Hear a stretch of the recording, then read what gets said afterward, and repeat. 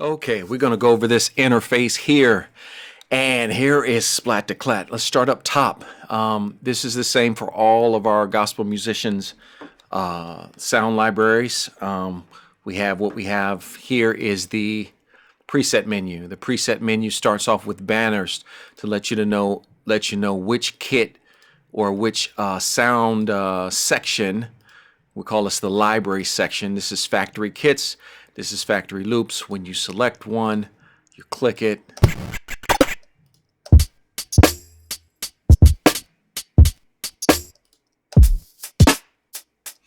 Okay, so you have the tempo right here that you can change. You have the meter that's read in from the MIDI file. You have the position and you have the bars. So when I click it, it's going to go back.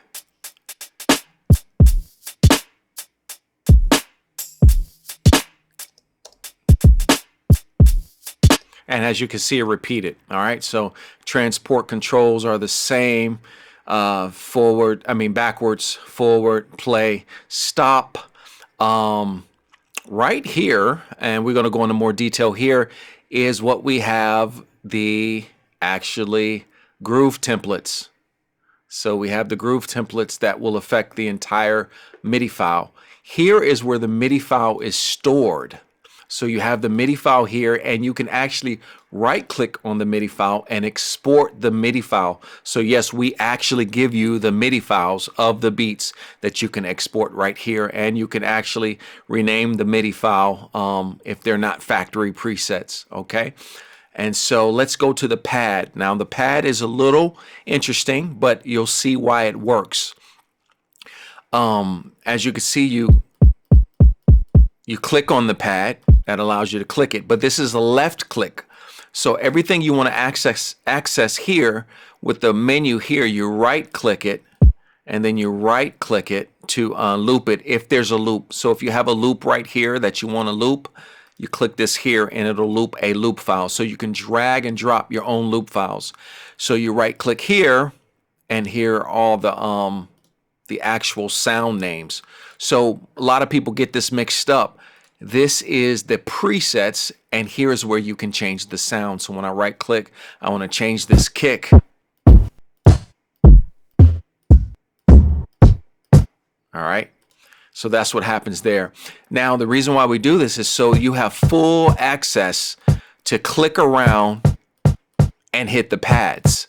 We use the right click to choose the options. This is the same as Neo-Soul-Key Studio for those of you who know about Neo-Soul-Key Studio.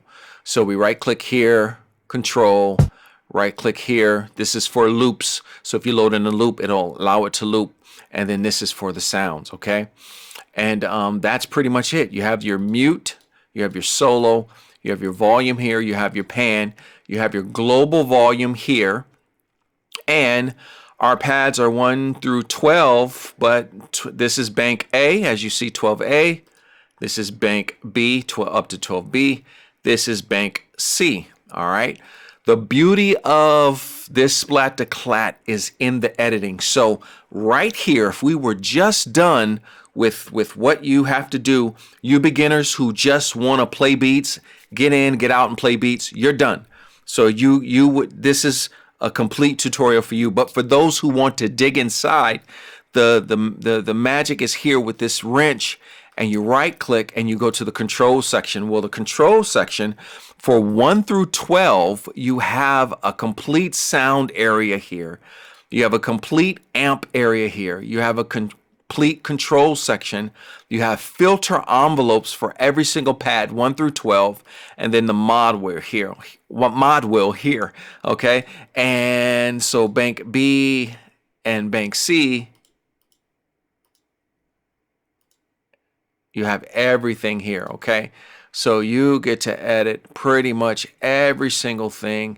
You have your banks, you change your banks here, and you have full control. We used our same pure synth synthesizer, put it in Splat-to-Clat, so the control that you have, the insurmountable amount of control that you have for this is incredible for Splat-to-Clat, okay? And then we have our effects. This is incredible. Pads 1 through 12, you can have up to 5 insert effects. That's right. For pads 1 through 5, you can have its own insert effects, up to 5 of them. Then when you take this slot right here, you have a global effect area. And then when you go right here, you have a master effect area. So between the control and the effects, you will be able to craft any one of these sounds, any one of these drum sounds to your liking. So on this side of the interface, it's easy peasy. Do what you want to do. Just get in and play. But right here between the controls and the effects, we have some quick knobs here. You get to choose your play mode. Yes, we do have reverse sample. Okay, the note assignment here. This is for the iOS people, but you won't need to do that. So you just, and then you right click again, and then you right click MIDI note mute. This allows it to mute the notes depending on the sustain pedal. Just options that we notice. Once again, we're musicians, so we notice this stuff. You're going to love this right here, the outputs. You can route to different outputs. Now, we don't have our interface selected here, so it's not going to work, but you can route to 1 and 2. You can route to different outputs of your interface. So this part is beautiful. I know you guys have been asking for that. You can change the pad color. Here we have 1, 2, 3, 8, 9 colors. They can change it, and as you can see, the pad is dimmed. When you click it, it's highlighted. So that way, if you want to group pads together, you'll be able to know by the colored dims, okay? And then we want to clear all of the pads and start from scratch. You can do that, and then you can right-click here and initialize a preset. A lot of you guys have been asking for that, okay? Here's a nice little treat right here. Right here, everything here can be MIDI learned. So you can MIDI learn pretty much anything here. And when you MIDI learn it, you can use your computer's controller to change the knobs and the assignments. So that's your MIDI control right here. And then right here we have a match tempo.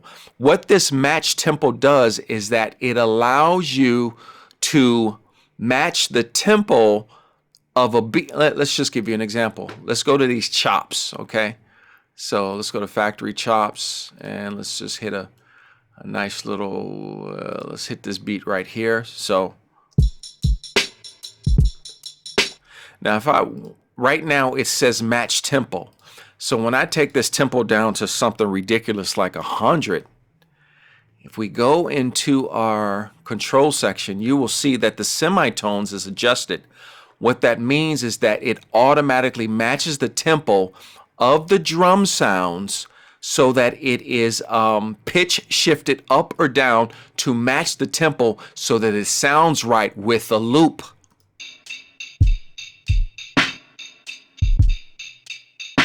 That's a little too low. Let's try 120, which makes more sense.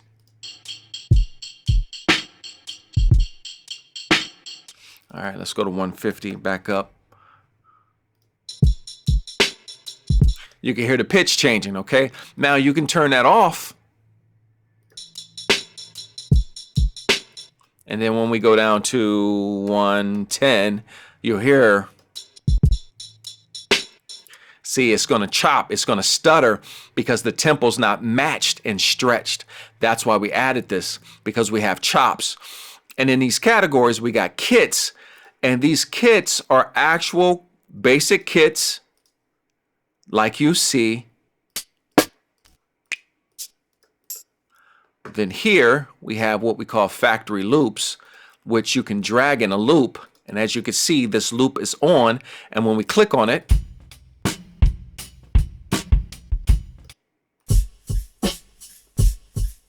so, and then we converted these loops into chops. So the same loops that are here are converted into chops.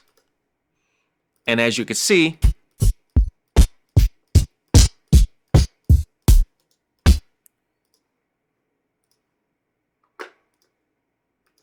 so yeah, all of the loops are converted into chops. And then let's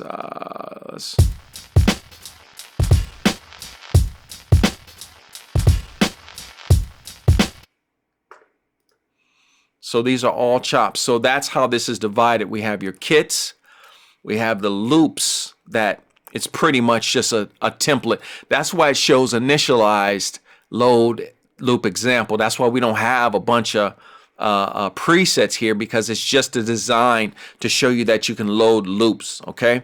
And then the factory chops we have all right here, which are all chopped up from the loops, and then it has the MIDI right here, okay? So this should be good enough to get you guys started. Splat-to-Clat, getting started video.